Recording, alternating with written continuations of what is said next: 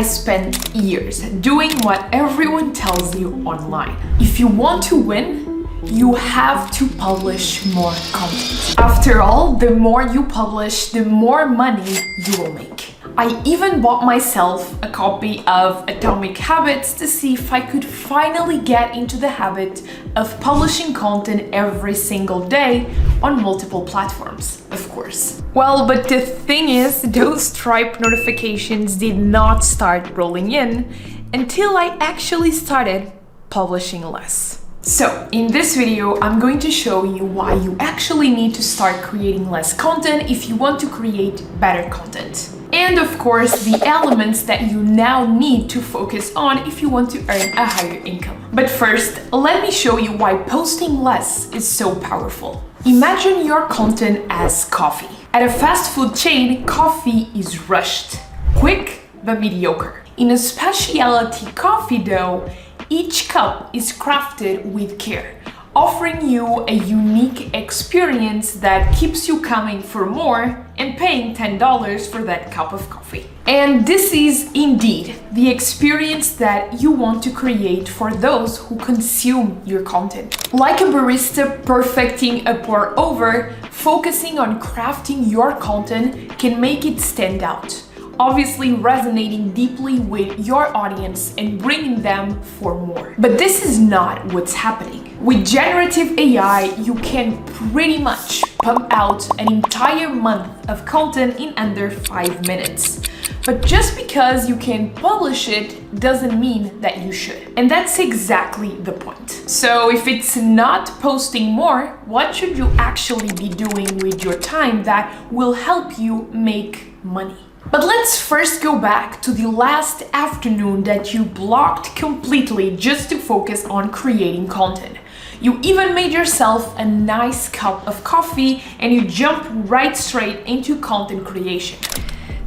It definitely feels good to knock out a productive content writing session. I'm basically writing the best content for my target persona. You know, male, born in 1948, raised in the UK, married twice, lives in a castle, and of course, wealthy and famous, so they can afford my services. But wait, are you writing for King Charles or Ozzy Osbourne? Yeah, because they share the exact demographics. So if you just keep posting and posting without fully understanding what your audience wants and needs, you can't expect interesting results. So yes, you must first understand to whom you are creating for. And this often requires you to publish less and research more. I actually have a nice little formula that helps me stay on track with this. But before that, these are 3 ways that you can leverage to make the most out of the research you do for your audience. First is to use ChatGPT to ask questions about your audience. Okay, maybe don't rely on ChatGPT that much and try these 2 methods instead. Make sure you are interviewing and serving your existing audience and customers. This will definitely help you to know them better. And second, stalk your ideal customer online. So follow them on Twitter, LinkedIn, and Instagram. Read the books and publications and mediums that they are reading. Literally become obsessed with your target audience. And this will help you have a much better understanding of the things that they enjoy and that they want to consume. And back to my formula, it simply consists of, instead of dedicating 100% of my time creating content, I spend 20% of that time researching my audience and making sure I nail the ideas that I want to present to them. This all sounds nice, but you're probably thinking, how can I go from deep research to creating content that my audience actually resonates with? Now, why do you think supermarket coffee costs 10 times less than, single origin specialty coffee beans? Well, because we as consumers have basically decided that it tastes much better, that the quality is superior, and that it's a much more differentiated product, even if we don't drink it every day. And this is exactly why you need to look different in the eyes of your audience. You need to look like specialty coffee. But how do you actually get there? Well, basically you need to add the elements that when intersected make you look unique. What elements? Well, that definitely depends on what your audience values and what they want from you.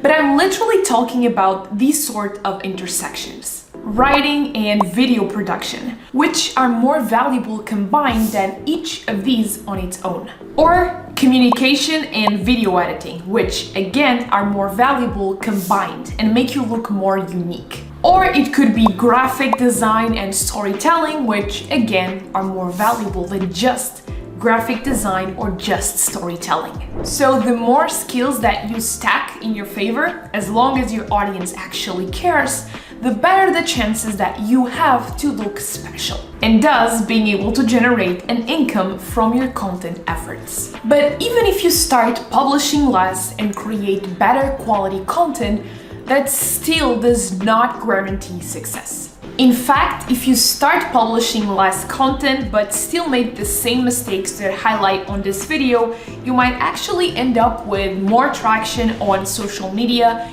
creating content that you actually feel proud of, but still making no income from that. So, check out this video if you want to attract attention from those who are actually willing to pay for the services and products that you offer. See you there.